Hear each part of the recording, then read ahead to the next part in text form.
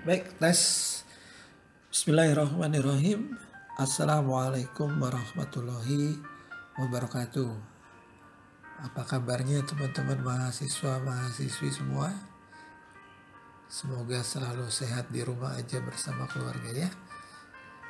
Kita doakan agar kondisi seperti ini, wabah pandemi virus seperti ini segera berakhir, supaya kita bisa kuliah tatap muka kembali. Badai pasti berlalu, bahwa setelah hujan akan muncul matahari, bahwa setelah gelap malam menghilang akan terbit pula matahari pagi, bahwa setiap kesulitan Allah Ta'ala selalu hadirkan kemudahan. Amin, amin ya Rabb. Baik anak-anakku sekalian, setelah UTS, pokok bahasan yang kita bahas sampai dengan UAS. Pertemuan ini kita akan bahas menganalisis pasar bisnis dan menghadapi persaingan. Lalu dilanjutkan dengan pertemuan 9 sampai dengan pertemuan 15 yang teman-teman bisa baca yang ada di slide nomor 2. Kita lanjut saja, kita langsung pada pokok bahasan materi pertemuan hari ini, yaitu menganalisis pasar bisnis dan persaingan bisnis.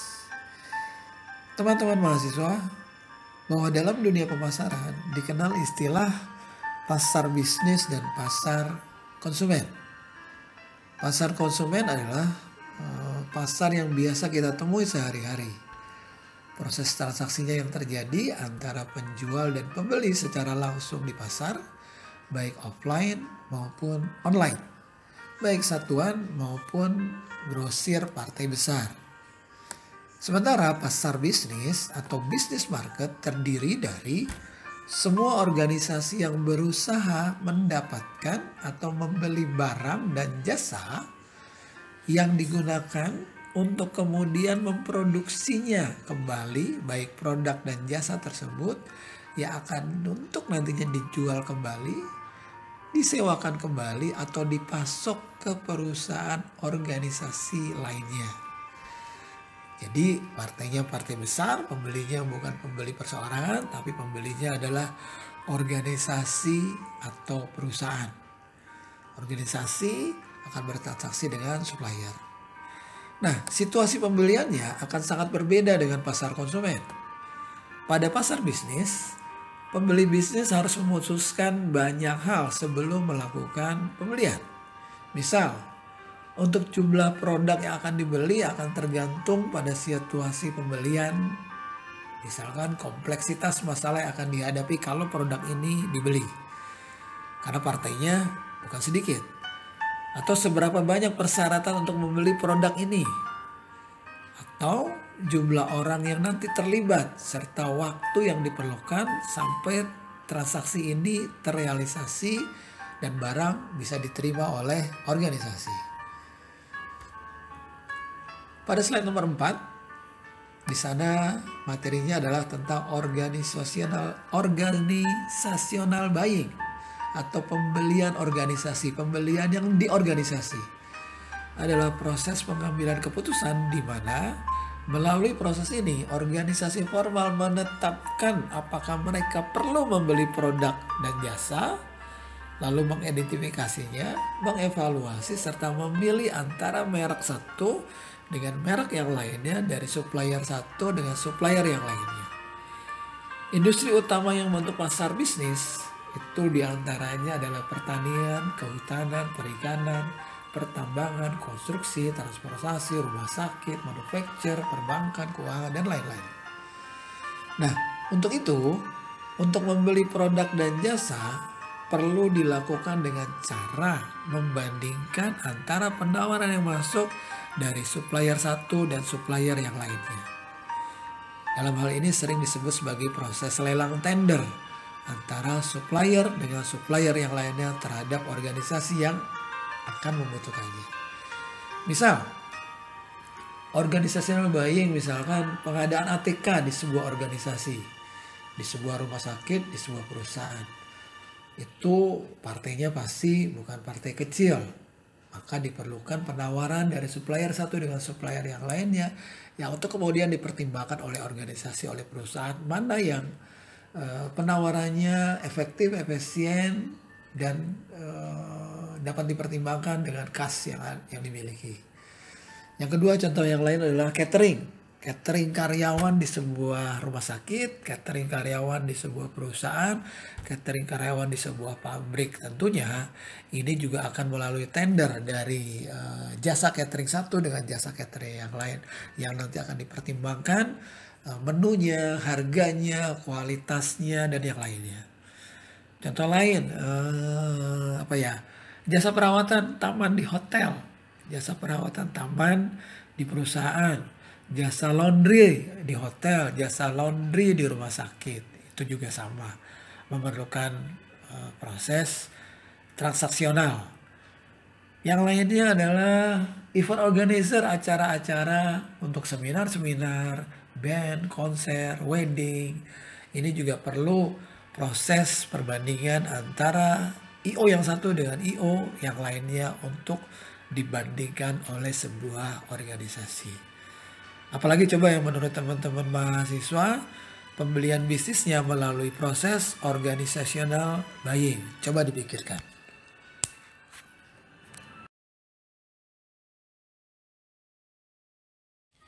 Oke, kita lanjutkan di slide yang kelima.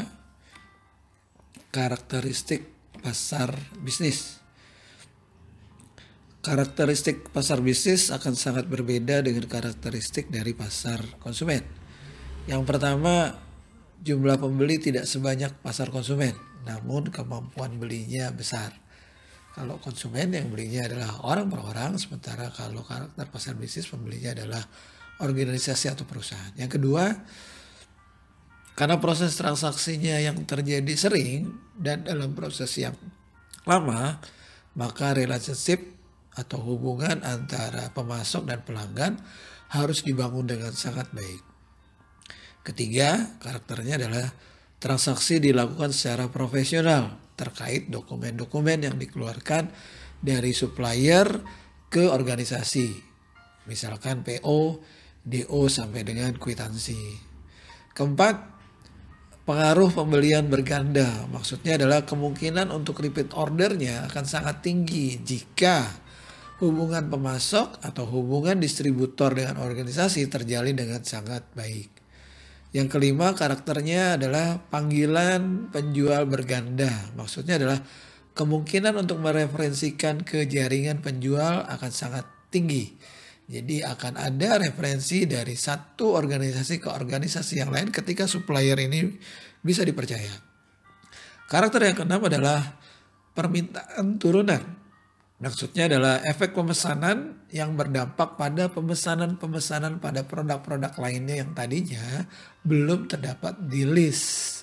Itu akan sangat mungkin terjadi pada karakter pasar bisnis. Yang ketujuh adalah permintaan inelastis. Maksudnya adalah inelastis itu atau tidak elastis adalah kondisi di mana kuantitas yang diminta kurang responsif terhadap perubahan harga. Dengan kata lain, ketika harga berubah, permintaan juga akan berubah tentunya. Namun dengan presentasi yang lebih kecil dibandingkan dengan presentasi perubahan harga. Baik, itu karakteristik yang ketujuh. Karakteristik berikutnya yang kedelapan adalah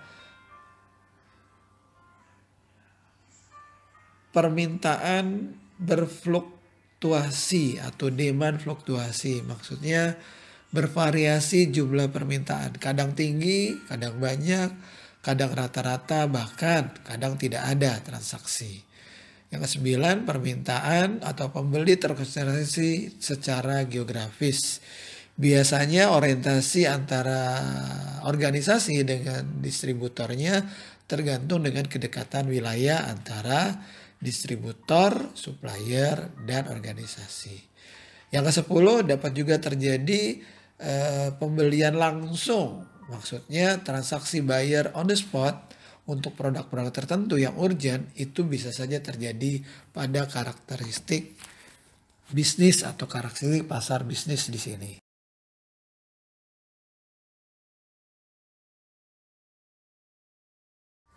Baik, selanjutnya kita fokus pada pembelian. Meliputi semua anggota organisasi yang terlibat di dalam proses pengajuan atau persetujuan pembelian. Biasanya terdiri atas 5 atau 6 anggota dari 7 yang tercantum di slide. Yang pertama adalah inisiator atau pencetus proses terjadinya pengajuan pembelian pada sebuah perusahaan ke distributor. Inisiator akan melihat kebutuhan dari user terhadap barang yang dibutuhkan di perusahaan. Lalu yang ketiga adalah pihak yang mempengaruhi, influencer, mempengaruhi atau menghubungkan dengan distributor yang nanti akan mensuplai barang ke perusahaan. Setelah semuanya terjadi, lalu diambil sebuah pengambilan keputusan. Jadi anggota yang keempat adalah pengambil keputusan, biasanya middle management sampai dengan top management. Yang kemudian dilanjutkan dengan pemberian persetujuan approval. Setelah diputuskan, lalu dilakukan proses oleh buyer atau pembeli dari salah satu anggota organisasi yang ditunjuk di perusahaan tersebut. Dari 1 sampai dengan 6 yang terakhir adalah gatekeeper. Gatekeeper ini yang melihat atau yang menentukan stok dari jumlah barang masuk dan jumlah barang keluar yang nanti diterima dari supplier. Baik, berikutnya kita masuk ke slide yang ketujuh, yaitu tahap-tahap dalam proses pembelian. Teman-teman mahasiswa bisa perhatikan di sana ada 8 fase pembelian dan ada 3 kelas pembelian. Kita coba perhatikan pada kelas pembelian ada 3 kategori: tugas baru, pembelian kembali modifikasi, dan pembelian kembali langsung. Yang pertama kita fokus pada tugas baru. Di sana tercantum tulisan ya semuanya. Artinya semua fase pembelian, 8 fase tersebut adalah tugas baru, sehingga diceklis sebagai ya, karena fungsinya untuk memastikan produk atau jasa selalu mempunyai kualitas atau servis yang baik. Lalu kelas pembelian yang kedua adalah pembelian kembali dengan modifikasi. Di sana ada 2 kategori, mungkin dan iya. Kita perhatikan untuk yang iya itu ada pada fase spesifikasi produk dan fase tinjauan ulang kinerja. Kenapa?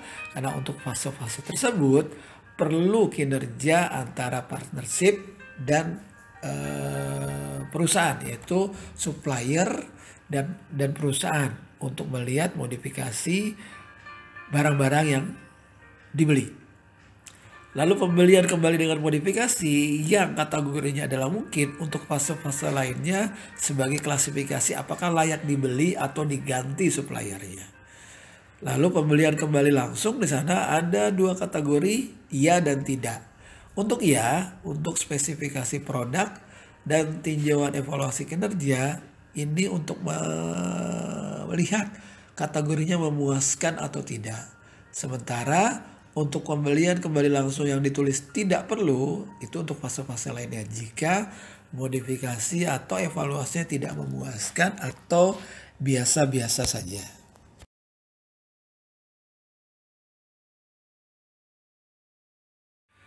Oke, selanjutnya untuk slide 9, 10, 11, dan 12, teman-teman mahasiswa bisa membaca atau dipahami sendiri ya. Di sana adalah hubungan bisnis to bisnis, lalu risiko dan oportunisme, dan pasar lembaga dan pasar pemerintahan, serta beberapa hal yang perlu mendapat perhatian ketika fokus pada pasar lembaga dan pasar pemerintahan.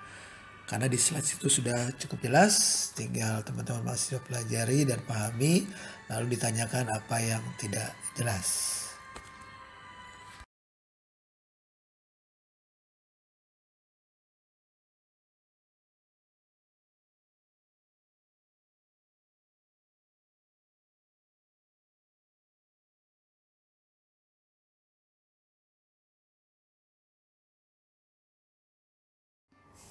Oke, lanjut nggak nih? Lanjut ya, di slide ke-13 tentang menghadapi persaingan. Teman-teman mahasiswa, strategi pemasaran merupakan ujung tombak untuk meraih konsumen sebanyak-banyaknya. Tujuan strategi pemasaran juga digunakan untuk menjatuhkan lawan, kompetisi, untuk menghadapi serangan pesaing yang ada dan yang akan masuk tentunya. Strategi marketing adalah langkah-langkah yang harus dijalankan oleh sebuah perusahaan atau suatu perusahaan untuk mencapai tujuan tertentu. Goalnya adalah menghasilkan keuntungan. Kadang-kadang langkah yang harus dihadapi terjal, berliku, namun ada juga langkah strategi marketing yang relatif mudah karena berhasil menemukan strategi yang tepat dan jitu. Banyak rintangan atau cobaan yang dihadapi untuk mencapai tujuan marketing, oleh karena itu setiap langkah harus dijalankan secara hati-hati dan terarah. Coba perhatikan pada gambar. Gambar pertama, seberapa kuatnya Coca-Cola untuk menghancurkan brand dari Pepsi. Lalu pada gambar yang kedua, Pepsi kemudian grow up, kembali melakukan proses yang namanya balas dendam untuk menghancurkan kembali Coca-Cola. That's business is competition. Bisnis adalah kompetisi. Nah, masalah persaingan bisnis adalah sorotan utama setiap pemilik usaha atau pemilik bisnis untuk tetap dapat bertahan di zaman era marketing modern seperti sekarang ini. Kompetisi bisnis yang bergerak cepat mengharuskan perusahaan memiliki strategi yang dinamis dalam menghadapi persaingan. Saat dunia bisnis mengalami perubahan yang sangat cepat karena pergeseran kekuatan pasar baik domestik ke pasar regional dan akhirnya secara perlahan, maka bisnis akan memasuki pasar global dunia. Konsekuensinya atau konsekuensi perubahan ini akan membuat strategi yang dinamis bagi perusahaan untuk menentukan langkah awal melakukan 4P, yaitu produk, price, place, dan promosi. Ini harus benar-benar dipersiapkan dengan baik strateginya.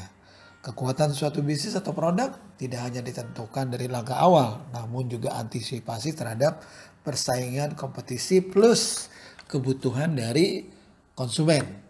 Nah, dengan melakukan analisa persaingan pasar, prosesnya bisa merencanakan dan mengimplementasi secara efektif strategi positioning merek brand mereka menjadi yang terbaik. Salah satunya adalah dengan melakukan 5 analisa terhadap 5 kekuatan kompetitif dari Michael Porter.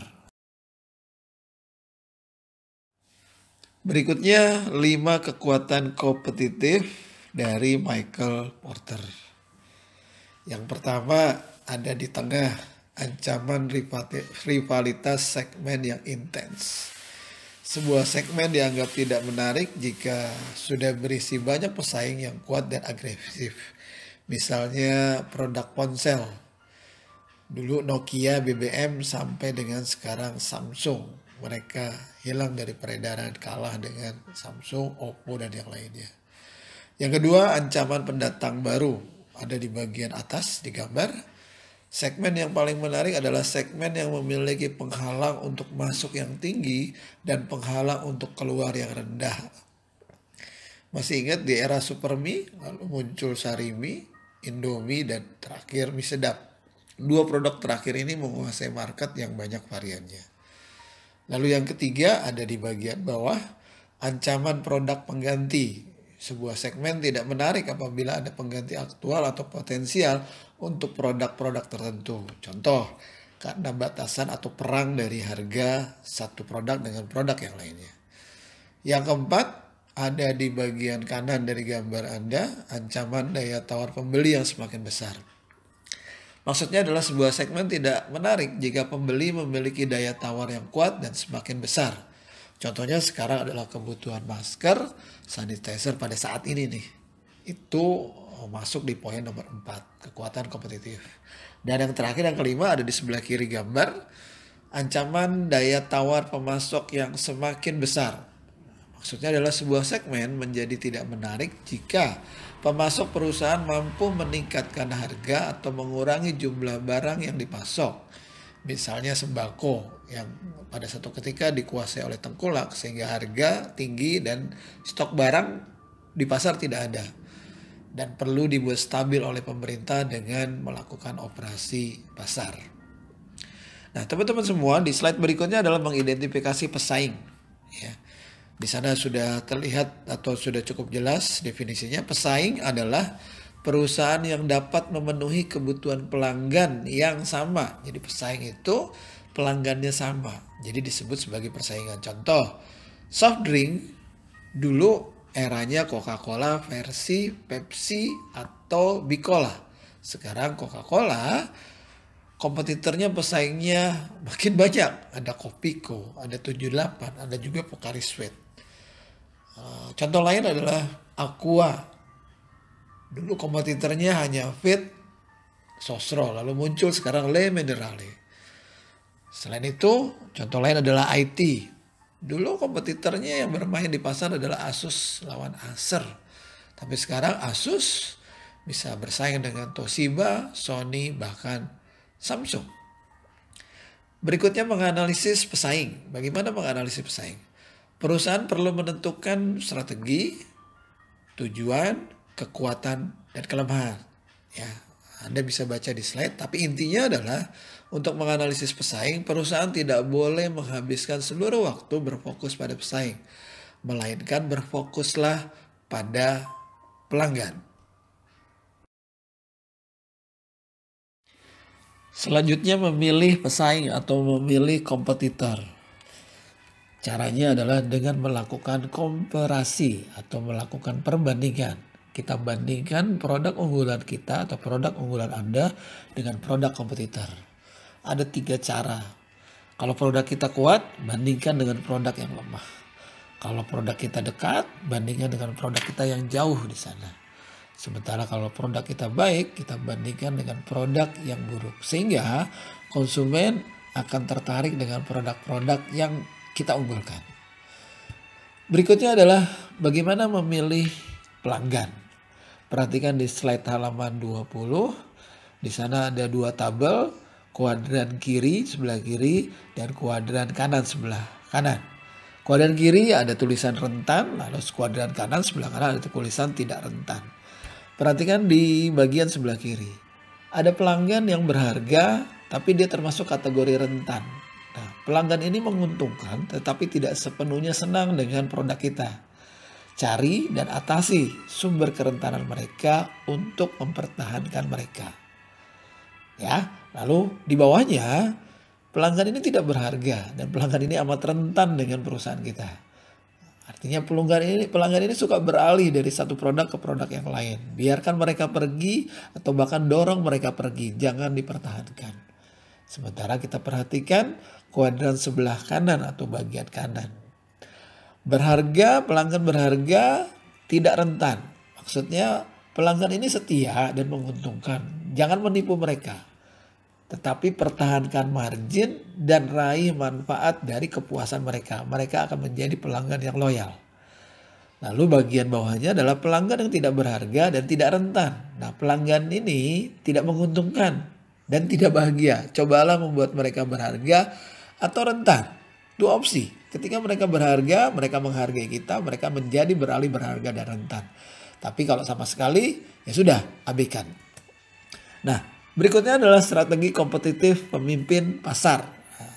Tindakan agar tetap menjadi market leader ada 3 poin, ada 3 pilihan. 1, dengan cara memperluas total permintaan pasar lewat pelanggan baru atau lebih banyak user. 2, melindungi pangsa pasar. Dan yang ketiga, meningkatkan pangsa pasar. Di tabel ini coba saya tuliskan klasifikasi perusahaan dalam market leader atau dalam pangsa pasar. Yang pertama, market leader biasanya menguasai 40% pangsa pasar. Makanya disebut market leader ketika dia menguasai 40%. Yang kedua adalah kompetitor. Kompetitor ini menguasai 30% pangsa pasar dan berusaha mencari tambahan untuk menjadi market leader. Yang ketiga, pengikut atau follower market. Biasanya dia menguasai 20% pangsa pasar dan tidak berusaha mencari tambahan. Dan yang terakhir, penceruk pasar. Biasanya ini menguasai 10 pangsa pasar dan hanya melayani segmen kecil yang tidak dilayani oleh market leader.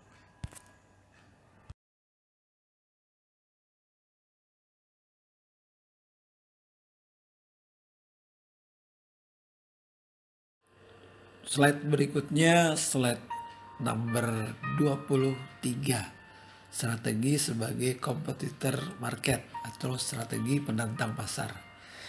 Di sini mendefinisikan tujuan strategis dan lawan. Jadi ketika kita bertindak sebagai kompetitor, kita ingin bertanding atau bersaing dengan market leader, kita bisa yang pertama menyerang langsung ke produknya sendiri, ke marketnya. Yang kedua, menyerang perusahaan yang seukuran dengan produk kita. Yang ketiga, kita bisa menyerang perusahaan yang lebih kecil. Strateginya bisa dengan secara frontal, bisa dari sisi kelemahan dari market, lalu bisa juga dengan mengitari atau mengelilingi mencari kelemahan dari market-market leader tadi, atau dengan cara berikutnya adalah serangan dengan melangkahi produk market leader dengan kreatif atau dengan perang bergerilya. Slide berikutnya adalah strategi kalau kita menjadi follower, pengikut. Ada 4 pilihan. Bisa sebagai pemalsu, pengkloning, peniru, atau pengadopsi. Disebut pemalsu ketika sebuah produk meniru produk lainnya dan kemasan lainnya dari market leader lalu menjualnya di pasar gelap atau melalui distribusi jalan belakang, black market. Contoh, membuat barang KW yang dikorbankan adalah brand-brand leader yang ternama. Yang kedua, sebagai pengikut pasar bisa juga melakukan pengkloningan, yaitu mengemulasi produk, nama dan kemasan dari market leader dengan tambahan sedikit variasi.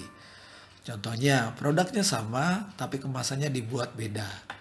Masih ingat Dunkin Donut dulu perkasa, lalu muncul saingannya Jiko Donut, lalu fried chicken yang muncul dengan produk-produk lainnya, pizza vs Domino's pizza.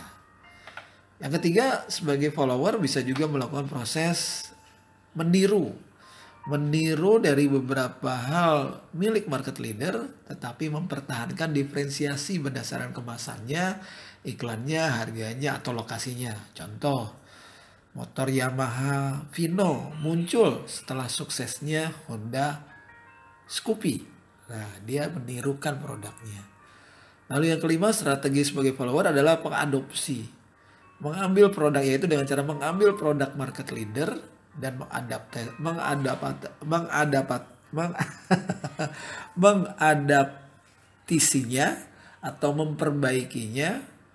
Mengadopsi ini memilih untuk menjual di pasar yang berbeda. Jadi dia membuat produk yang sama tapi dijual di pasar yang berbeda.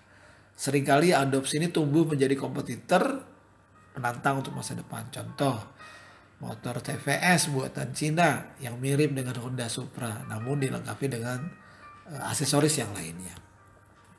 Baik, teman-teman sekalian, pada slide terakhir adalah strategi penceruk pasar. Penceruk disebut penceruk itu adalah sebagian tertentu dari keseluruhan pasar yang ingin disasar oleh suatu produk. Jadi ceruk pasar ini ikut menentukan fitur-fitur apa saja yang seharusnya ada pada sebuah produk. Begitu juga dengan harga dan kualitas produk, termasuk demografi yang ingin disasar oleh produk tersebut. Nah, perusahaan yang lebih kecil umumnya menghindari persaingan melawan perusahaan yang lebih besar. Makanya perusahaan yang kecil ini justru mengarah kepada pasar kecil dengan ceruk yang lumayan besar yang ditinggalkan oleh perusahaan besar.